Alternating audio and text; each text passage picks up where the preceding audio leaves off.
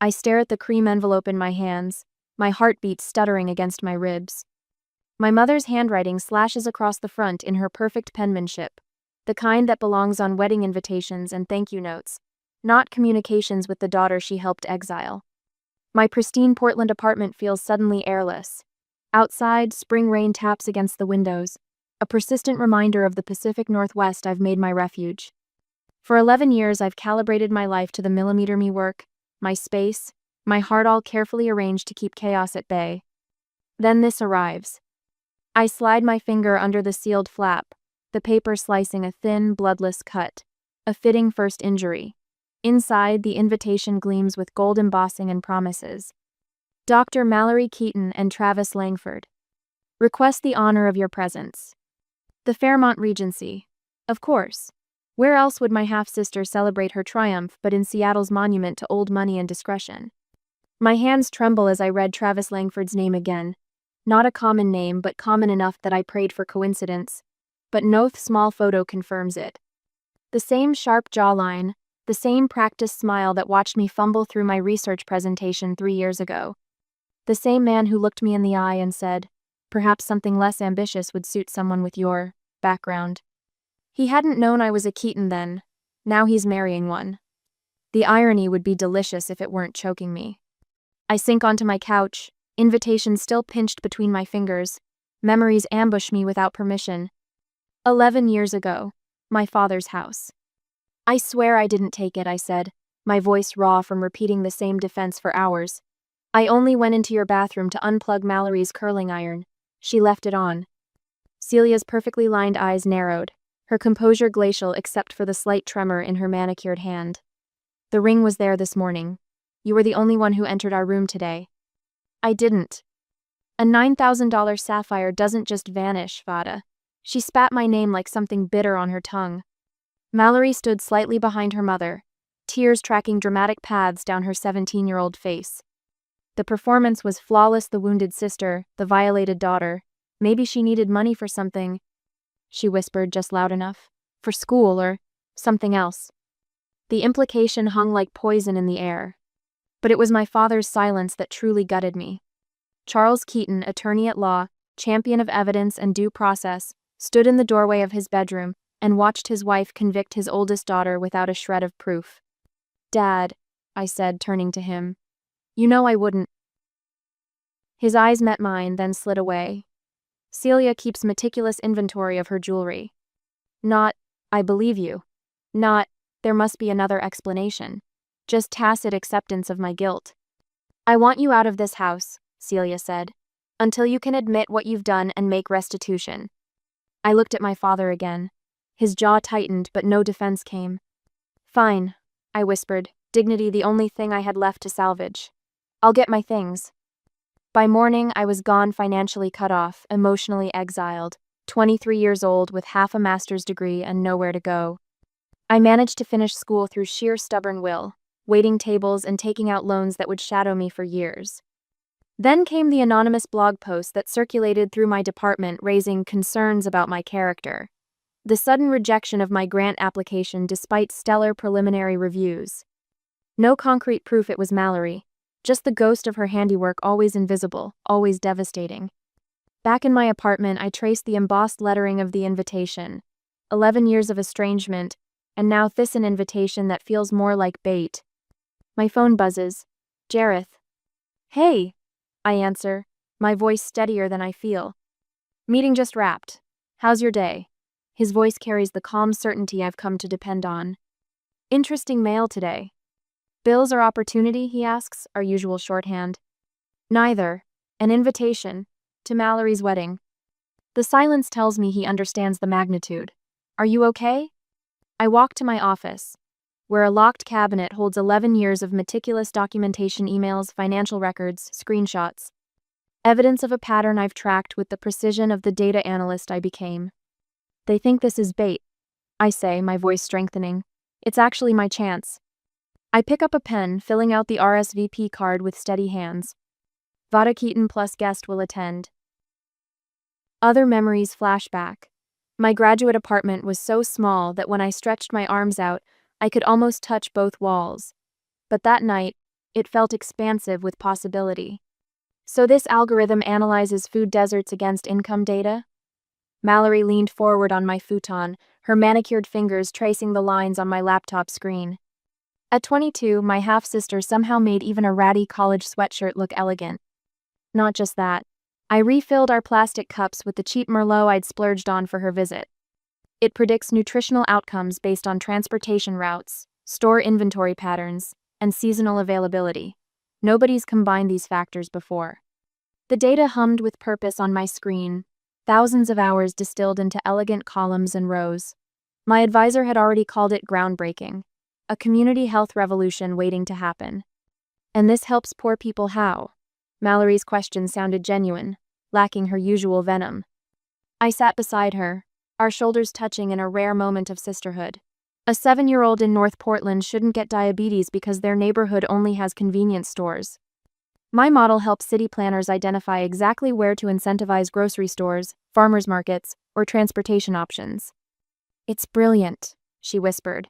And for one suspended moment, I believed we had found common ground. Her medical studies and my public health work different paths to the same goal. I showed her everything that night.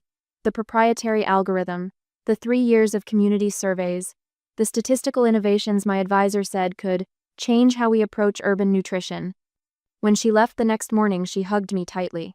I'm proud of you, Vada. 4 days later, I couldn't find my backup files. The most important sections are just gone, I told my academic committee. Their faces hardened with each stammering explanation. My presentation faltered. Slides showed placeholder data instead of my groundbreaking analysis. Perhaps your ambition exceeded your organization, Dr. Whitcomb said, peering over his glasses. I had it all, I insisted. Someone accessed my cloud drive. I can prove. Miss Keaton, Dr. Silverman's voice cut like a scalpel. I expected more from someone with your potential.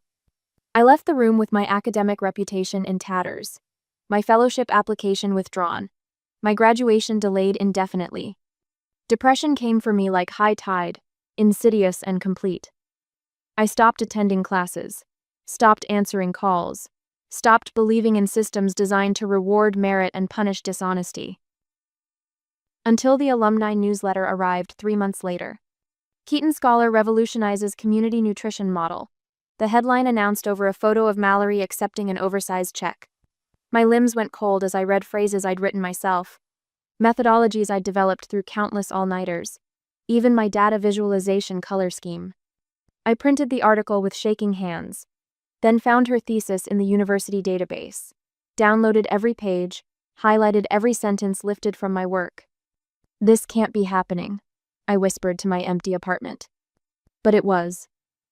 The sister who destroyed my place in our family had now stolen my professional future, and done it so perfectly that any accusation would sound like the bitter ramblings of the family failure. I created a new folder on my computer that day, named it Evidence, started the patient work of documenting every stolen idea, every plagiarized passage, every falsified result. Someday, I promised myself, when I have irrefutable proof. 2 years later, I met Jareth at a data security conference. He listened to my story without the skepticism I'd come to expect, his forensic financial analyst's mind tracking the patterns of theft I described. People who steal once usually don't stop, he said, helping me establish more secure cloud storage for my reconstructed research. I rebuilt my career meticulously, working twice as hard to regain half the credibility I'd lost. While local medical journals praised Mallory's innovative approach to community health disparities, I gathered evidence in silence. Years passed. I tracked Mallory's meteoric rise through Portland General's residency program into a prestigious attending position. Each accomplishment shadowed by the knowledge of where her foundation had come from. Then an email arrived from an address I didn't recognize. Miss Keaton. You don't know me. My name is Teresa Winters, RN at Portland Children's. I worked with your sister last year. I have information you should see about a patient incident that was covered up. A 7-year-old boy. A miscalculated dosage. A coma that lasted 3 weeks. I'm risking my job by sending this, but someone needs to know the truth before it happens again. The attached report shows her negligence and the case dismissal arranged through your stepmother's connections. I stared at the screen, my heart hammering against my ribs. This wasn't about stolen research anymore. This wasn't about me. This was about a child who nearly died, and the next patient who might not be so lucky. At the present, 2 days later, the spreadsheets covering our dining table tell a story more damning than any accusation I could make. Numbers don't have motives. Data doesn't hold grudges. Look at this, Jareth says, his finger tracing across a row of figures that shouldn't exist. $47,000 in medical consulting fees paid to you in 2021. I lean closer, the pit in my stomach hardening into something dangerous. I never consulted for anyone, let alone received that kind of money. They used your social security number, your old address in Seattle. Jareth's voice remains steady, but his jaw tightens. They've been doing this for years. Our apartment has transformed into command center laptop screens, glowing with tax filings and bank statements, sticky notes creating a constellation of fraud across our walls. 3 days ago, I was just a woman with an unwanted wedding invitation. Now I'm mapping a criminal enterprise that bears my name. How did you even find this? I ask, scrolling through records I never created. Jareth's smile is slight but fierce. Financial forensics is what I do, remember? Once I knew to look for shell companies connected to the Keaton Family Foundation, the pattern practically announced itself. He pulls up another Documenta financial disclosure form with my signature. Except it isn't my signature. Close, but the loop on the in Vada slants wrong. They forged my signature. The words come out flat, emptied of the rage building beneath them. Multiple times. Jareth opens a folder labeled with precise dates. These go back 8 years. Your identity wasn't stolen once. It's been ongoing. I sink into a chair trying to process the magnitude. They've been using me as their tax mule even while pretending I don't exist. Jareth nods, sliding another document toward me. The foundation itself is mostly a tax shelter. See these donations to medical research organizations? They're actually payments to offshore accounts. The charity work is window dressing. How much? From what I've traced so far, nearly $3 million laundered through various accounts. The IRS would be very interested. I stare at the evidence of my family's betrayal, methodically organized and irrefutable. My anger transforms into something colder, more calculated. Show me everything. I need to understand all of it. For hours, Jareth walks me through their schemeth false deductions, the hidden accounts, the paper trail leading back to my father's meticulous hand. The respected attorney, the philanthropic doctor, the society wife, all of it built on fraud with my name as collateral damage. We need to be strategic about how we present this, I say finally, arranging the evidence into clear, chronological displays. And we need backups of everything. The cobalt blue dress hangs on my closet door like armor waiting for battle. I slide it over my head, the silk cool against my skin. In the mirror, I see someone stronger than the girl who fled Seattle 11 years ago. You look ready, Jareth says from the doorway. I am. I smooth the fabric, noting how it skims rather than clings. Nothing about me will be desperate or seeking approval. Did you finish loading the tablets? He nods. Everything's backed up to 3 separate cloud accounts. Even if they somehow get the physical devices, the evidence remains. We spend the evening rehearsing what to say, when to reveal each piece of information. Timing matters, location matters, the audience matters. What if they don't care? The question slips out during a pause, betraying the doubt I've kept buried. What if they just dismiss everything like they dismissed me? Jareth takes my hands, his expression serious. That's why we're bringing evidence, not accusations. Truth doesn't expire, Vada, and this truth has teeth. I squeeze his fingers, grateful for this man who understands the power of proof over persuasion. The drive from Portland to Seattle the next morning follows the curve of memory as much as Interstate 5. Rain streaks the windshield, the landscape blurring into shades of green and gray. I rehearse keeping my voice level, my face composed when confronted with the people who discarded me.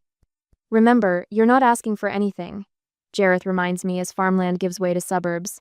You're not seeking approval or forgiveness, you're delivering information. Information they can't ignore, I add, watching Seattle's skyline emerge through cloud cover. After we arrived, our hotel sits 3 blocks from the Fairmont Regency, close enough for convenience, far enough to avoid accidental encounters before we're ready. The room is modest but clean. Nothing like the luxury suite I'm sure Mallory has reserved for herself.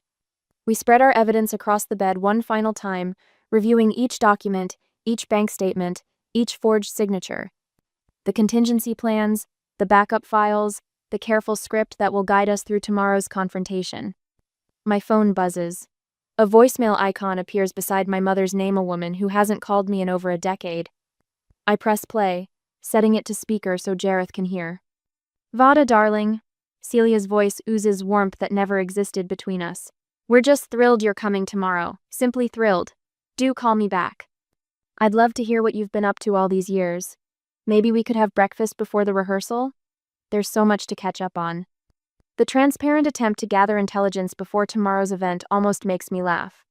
11 years of silence, and now she wants details about my life? Are you going to call her back? Jareth asks. I delete the message with a single tap. No, let's maintain the element of surprise. Later, as we lie in the unfamiliar hotel bed, Jareth's arm curves protectively around my waist. You know what I was thinking about today? What?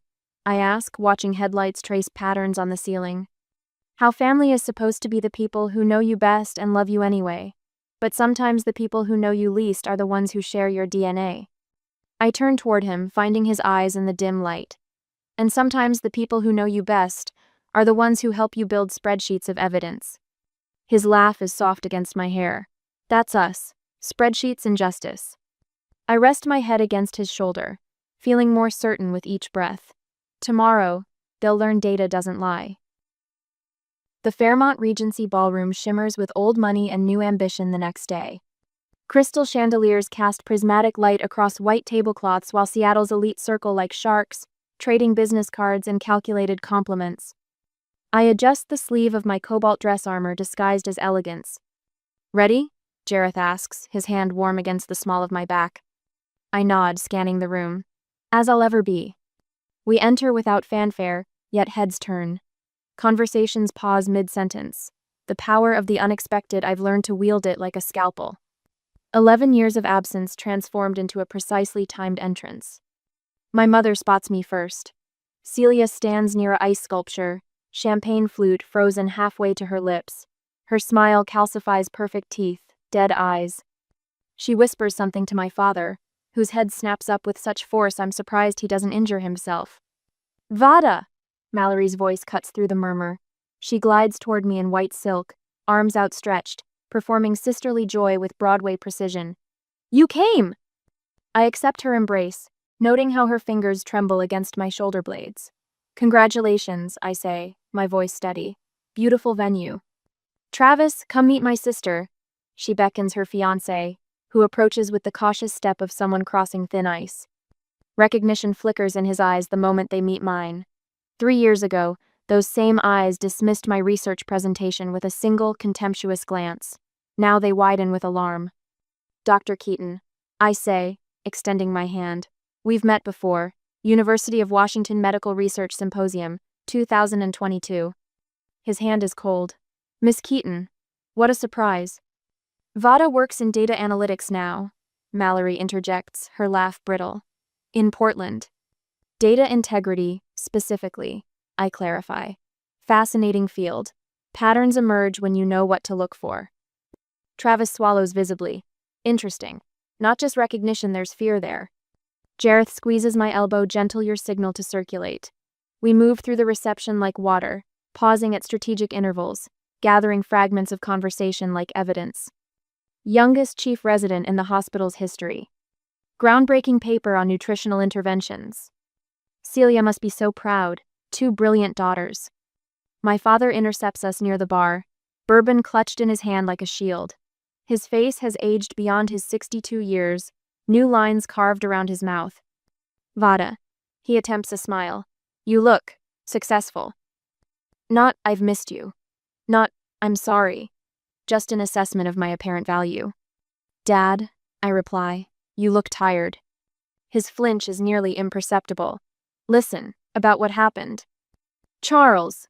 Celia materializes at his side, her coral dress matching her lipstick with military precision. Don't monopolize our guest. Vada, darling, tell me about Portland. Such an affordable city, I hear. I smile. Very practical for someone starting from nothing. Her eyes narrow. And what is it you do again? She analyzes data patterns. Jareth answers smoothly, extending his hand. Jareth Wilson, financial forensics specialist. Celia's smile slips a fraction. How? Interesting. Both of you in numbers. We believe in accountability, I say. She steers the conversation toward meaningless social chatter, but I notice her eyes darting to Mallory, who hovers near the wedding party table, watching us with poorly disguised panic. When dinner is announced, we take our assigned seats far from the wedding party, naturally, but with perfect sightlines to the head table. I unfold my napkin with deliberate care, watching Travis whisper urgently to Mallory, who shakes her head with increasing agitation. The first course arrives. Wine flows. Toasts begin. Mallory's mentor from medical school rises, champagne in hand. I've had the privilege of watching Dr. Mallory Keaton develop her revolutionary approach to community nutrition. I feel Jareth's hand on mine as my knuckles whiten around my water glass. Her brilliant capstone project changed how we understand nutritional interventions in underserved communities. I stand, my chair scraping against hardwood with surgical precision. The room falls silent. I'd love to hear more about that capstone. I say, my voice carrying across the suddenly hushed ballroom, especially since I designed that methodology, before it vanished from my hard drive 11 years ago. I lift my tablet from beneath the table, tapping it once to illuminate the screen. I believe in data integrity, so I brought receipts. Side by side on the screen, my original research draft and Mallory's published paper, identical passages highlighted in damning yellow. Travis Langford stands abruptly. All eyes swing between us, witnesses to the first fracture in a facade 11 years in the making. I was afraid of this, he says, and every head in the ballroom turns toward him in shock. A week later, the newspaper headline glares from my laptop screen. Prominent Seattle physician's wedding postponed amid professional allegations. I close my eyes, the image of Mallory's crumbling facade still vivid in my mind. Her perfect mask split open as Travis stood beside me, confirming he'd been investigating her credentials for months. My phone buzzes for the 9th time today. Another Seattle area code. I let it ring through to voicemail like the others. You know they'll keep calling, Jareth says from the kitchen of my Portland apartment. The scent of strong coffee fills the space between us. Let them. I tap my stylus against my tablet, organizing screenshots of each missed call into neat folders.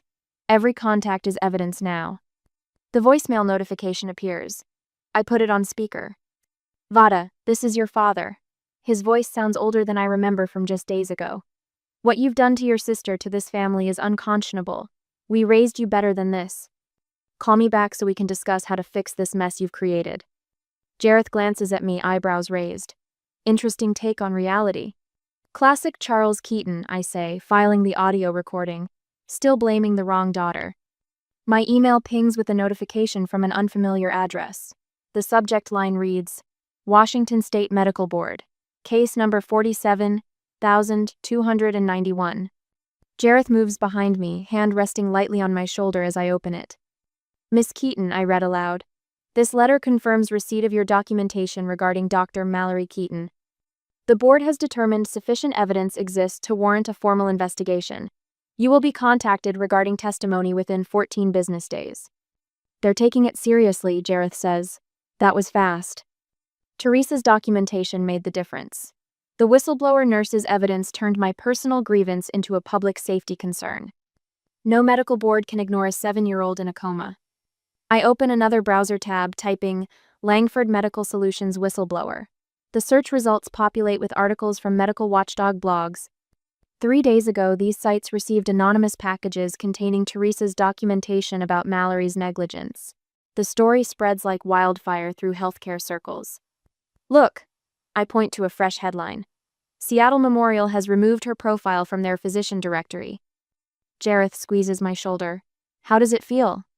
I stare at the screen, trying to name the complicated swirl inside me. Like watching a sandcastle wash away, something beautiful from a distance, built on nothing substantial. My tax software alerts me to a new message from the IRS. I click through security questions to access it. They're auditing the Keaton Family Foundation, I say, scanning the formal notice. Full-scale review of the last 7 years. Jareth whistles low. My contact came through.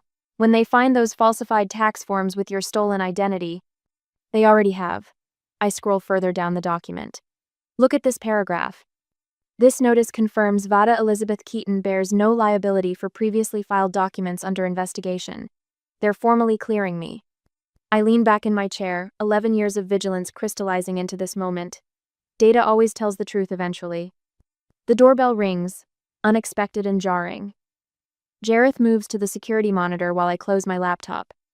"It's Celia," he says, voice flat. "Alone?" He nods. "Let her in." My stepmother looks smaller than I remember, designer handbag clutched like a shield against her chest. Her perfectly highlighted hair shows strands of gray I've never seen before. "You've destroyed everything," she says without preamble. "Are you satisfied now?" I stand perfectly still, feeling strangely calm. "I didn't destroy anything, Celia. I just stopped protecting you." "Protecting us?" Her voice rises sharply. "You've been plotting this for years, gathering information, waiting to strike. Your own family." "Family doesn't steal from family," I reply. "Not sapphire rings, not research, not identities." Her eyes widen. "The IRS is freezing our accounts. Charles might face charges. Mallory's career is ruined." Consequences aren't the same as destruction. I meet her gaze directly. I didn't forge tax documents. I didn't plagiarize research. I didn't misdiagnose patients. Celia steps forward, finger pointed at my chest. "You were always difficult. Always thought you were better than everyone. Now look what you've done." I don't back away. What I've done is provide evidence. What happens next isn't up to me. "You could withdraw it," she pleads, her anger collapsing into desperation. "Tell them you made a mistake." But I didn't make a mistake. I walk to the door, opening it gently. The truth doesn't need my permission to exist. She stares at me, suddenly recognizing that her power over me has vanished. Without another word, she walks out. 2 weeks later, I sit in a sterile hearing room before the state medical board. 5 physicians in business attire review documents at a long table. Teresa sits 2 chairs away, hands steady despite what this testimony might cost her. Travis Langford occupies a seat in the back row, his presence both surprising and validating. When Mallory enters, she wears vulnerability like an expensive perfume calculated, applied with precision. Her eyes sweep over me without recognition. The board chairwoman calls me first. I approach the table with the same evidence I've maintained for years. My voice doesn't waver as I outline the pattern of academic theft, starting with my nutrition research program. Teresa follows, detailing the medication error and subsequent cover-up. She describes finding falsified credentials during her own investigation after the incident. When Travis steps forward unexpectedly, murmurs ripple through the room. "I discovered discrepancies in Dr. Keaton's credentials while conducting due diligence for our marriage," he testifies. Her claimed rotations at Johns Hopkins show no record of her attendance during the specified dates. Mallory's head drops forward, her perfect posture finally failing. The chairwoman speaks after a brief deliberation. "Based on evidence presented today, this board orders the immediate suspension of Dr. Mallory Keaton's medical license pending further investigation." I meet my sister's eyes across the room, seeing for the first time not the confident physician or the manipulative sibling, but someone who built her entire life on shifting sand. The truth doesn't need my vengeance. It simply needs space to exist. A year later, I hang the framed newspaper article beside my office window, where afternoon light catches the headline. "Portland nutritionist launches groundbreaking community program." My reflection ghosting in the glass shows a woman I'm still getting used to, someone who stands straight, who doesn't flinch at shadows. "Perfect spot," says Rosa, my research assistant, box cutter in hand as she slices through packing tape on another container of nutrition education materials. "The kids from Northeast Portland will be here in an hour for the pilot session." I nod, surveying my new domain. Not the corner office with mahogany furniture I once imagined when planning my career, but something infinitely more valuable, a space filled with truth. The community center donated these rooms after our grant came through, walls freshly painted the color of spring wheat. Posters displaying nutritional information designed for neighborhoods where fresh food is scarce hang beside charts tracking our early successes. My phone buzzes with a text from Jareth. Board approved the additional funding, full rollout in 3 more neighborhoods by fall. I allow myself a genuine smile. 1 year since the medical board hearing that shattered my family's carefully constructed facade. 1 year of rebuilding something authentic from the wreckage. Dr. Keaton? Teresa appears in the doorway, no longer wearing hospital scrubs but the business casual of her new role as compliance director at Portland Memorial. The Oversight Committee wants to know if you'll join next month's ethics panel. Only if you're moderating, I answer. Our unlikely friendship, the whistleblower nurse and the exiled daughter, has become one of the unexpected gifts from the rubble. Teresa laughs. Already confirmed. They said your last presentation changed their entire approach to verification protocols. I turn back to my desk, fingers brushing over the leather notebook where I still document everything. Old habits.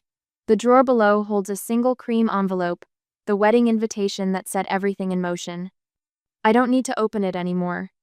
My father called last week, his third attempt at reconciliation since the foundation scandal broke. His voice carried the unfamiliar weight of humility. I've been going through old photo albums, he said. Found that picture from your 8th grade science fair. You built that nutrition tracker for diabetics. I remember, I said, neither cold nor warm. You've always been brilliant, Vada. I should have. His voice cracked. I should have believed you. Too little indeed. But something inside me had finally stopped waiting for his approval. Celia hasn't spoken to me since she appeared at my door, mascara tracking down her face as she demanded to know how I could destroy her family. My answer still stands. I didn't destroy them. I just stopped protecting them. Mallory vanished from Seattle after her medical license was suspended. Rumors place her in Arizona, working retail. No apologies have come. I no longer expect them. The intercom buzzes. Your 2 o'clock is here, says Marissa, our office manager. The community leaders from the East Side neighborhoods. I straighten my cobalt blue blazer, the color I now wear without hesitation. My chosen armor. Coming, I reply, gathering my presentation materials. As I pass Teresa, she hands me an envelope. This arrived for you. The Medical Ethics Conference at the Fairmont Regency. The same hotel where my sister's wedding was supposed to happen. But this invitation has my name as featured speaker. Full circle, I murmur. What was that? Teresa asks. I tuck the invitation into my notebook, just thinking about my opening line for the conference. And what's that? I look at her directly, the way I've trained myself to do when speaking truth. Data doesn't lie, and neither will I. The community leaders rise as I enter the conference room. These are my people now, the ones who recognize authentic work, who value evidence over appearance. I set my materials on the table, my rings steady on fingers that no longer tremble. My story is no longer edited by others, and that makes all the difference.